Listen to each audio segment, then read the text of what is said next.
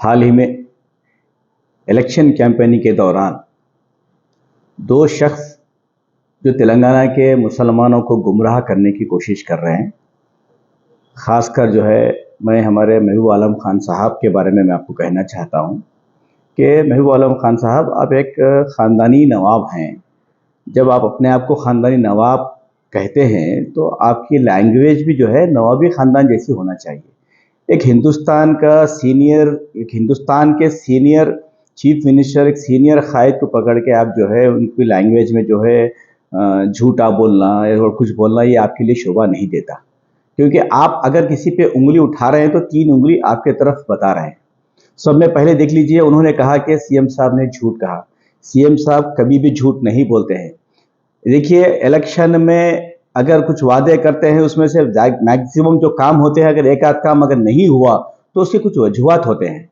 जैसा वो बार बार ये कह रहे हैं कि 12% रिजर्वेशन के बारे में 12% रिजर्वेशन के बारे में चीफ मिनिस्टर जनाब केसीआर साहब का दिल साफ रख के, नीयत साफ रख के वो असेंबली में और काउंसिल में बिल पास करके सेंट्रल गवर्नमेंट को भेज दिया गया। हुकूमत बीजेपी की रहने की वजह से रिजर्वेशन का बिल पास नहीं हो रहा है, क्योंकि हमको बीसी कोठा बढ़ाने के बाद रिजर्वेशन को अमल करने के लिए केसीआर साहब का ये मंसूबा बना था। हुकूमत बीजेपी की अगर नहीं होती, अगर केसीआर साहब की हम ख्याल हुकूमत होती, अगर केसीआर साहब की मदद से अगर सेंट्रल गवर्नमेंट में हुकूमत अगर बनती, तो केसीआर साहब बराबर रिजर्वेशन को देते। केसीआर साहब आज भी उस बात पे कायम हैं। तो मैं महबूब आलम खान साहब से मैं ये पूछना चाहता हूं कि आप किस बुनियाद पे कांग्रेस का सपोर्ट कर रहे हैं, उसका एक जवाब दीजिए आप। ठीक है, आप केसीआर साहब को 12% के बारे में बोल रहे हैं और कॉलेजेस बंद हो गए बोल रहे हैं। तो एक तो 12% के बारे में आपको मैं रिजर्वेशन के बारे में क्लियर कर दिया। दूसरा, कॉलेजेस के बारे में जो आप बोल रहे हैं, वाईएस राजशेखर रेड्डी की हुकूमत में फीस रिएम्बर्समेंट का जो स्कैम हुआ था, बहुत से इंजीनियरिंग कॉलेजेस जिनके पास स्ट्रक्चर नहीं है, जिनके पास फैकल्टीज नहीं है, बहुत से लोगों के पास 50 तुलबा अगर है तो उनको 200-300 नाम लिख के फीस रिएम्बर्समेंट लेके स्कैम कर रहे थे। केसीआर साहब एजुकेशन के मामले में बहुत ही स्टैंडर्ड मेंटेन करना, तालीमी मैदान में किसी के साथ कॉम्प्रोमाइज नहीं हुए केसीआर साहब। बहुत से लोगों का टीआरएस में काम करने वाले एमएलसीज के भी कॉलेजेस क्लोज हुए, जैसा पल्ला राजेश्वरी साहब का कॉलेज है, हमारे महबूब नगर में जेपीएमसी कॉलेज है, जिनके पास स्ट्रक्चर नहीं रहने की वजह से बहुत से पोल्ट्री फार्म में इंजीनियरिंग कॉलेजेस खुले, वैसे कॉलेजेस को बंद किया गया। उसके अलावा मैं आपसे पूछना चाहता हूं कि आप बार बार बोल रहे हैं कि आप ऐसे कांग्रेस को सपोर्ट कर रहे हैं जिसका निशान हाथ है, वो खूनी हाथ है। पूरे हिंदुस्तान में फसादात करने वाला कांग्रेस का हाथ। आप ऐसे हाथ को खूनी हाथ को आप सपोर्ट करने के लिए तेलंगाना के मुसलमानों को गुमराह कर रहे हैं, ये आपको शोभा नहीं देता है।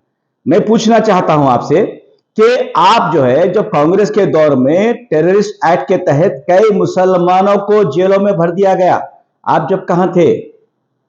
कई मुसलमानों को फसादत में खत्म कर दिया गया, जब कहां थे आप? कांग्रेस के दौर में कई चीजों को मुसलमानों को तालीमी इदारे नहीं खोले गए, कई स्कीमात नहीं ला गए, जब आप आवाज क्यों नहीं करें? आज आप कांग्रेस का साथ दे रहे हैं, उसकी वजह क्या है? आप अगर कांग्रेस का साथ दे रहे हैं वो आपका जाती इख्तियार है, हम उसमें नहीं बोलेंगे, लेकिन आप तेलंगाना के मुसलमानों को जो गुमराह कर रहे हैं वो आपको शोभा नहीं देता है। मैं पूछना चाहता हूं, ये 10 साल में आप बोल रहे हैं कि मुसलमानों के लिए केसीआर साहब कुछ नहीं किए।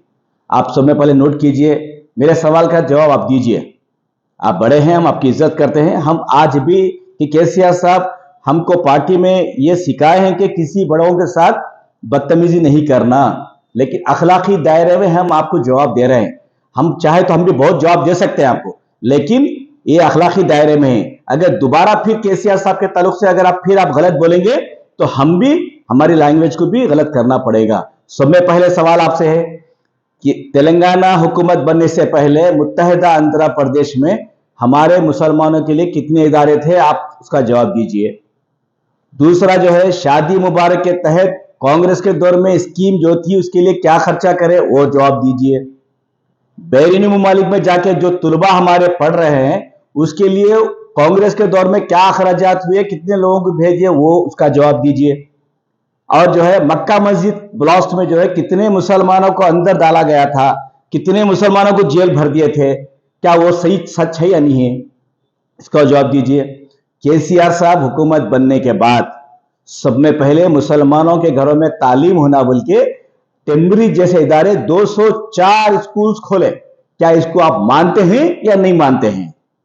दूसरी बात, शादी मुबारक के तहत 2,75,000 गरीब लड़कियों की शादी हुकूमत तेलंगाना केसीआर साहब के हुकूमत में हुई। क्या इसको आप मानते हैं या नहीं मानते हैं? तीसरी बात, सीएम ओवरसीज स्कॉलरशिप जो 3,280 तुलबा America, London, France, Germany, Australia में जाके पढ़ रहे हैं, उसको आप मानते हैं या नहीं मानते हैं?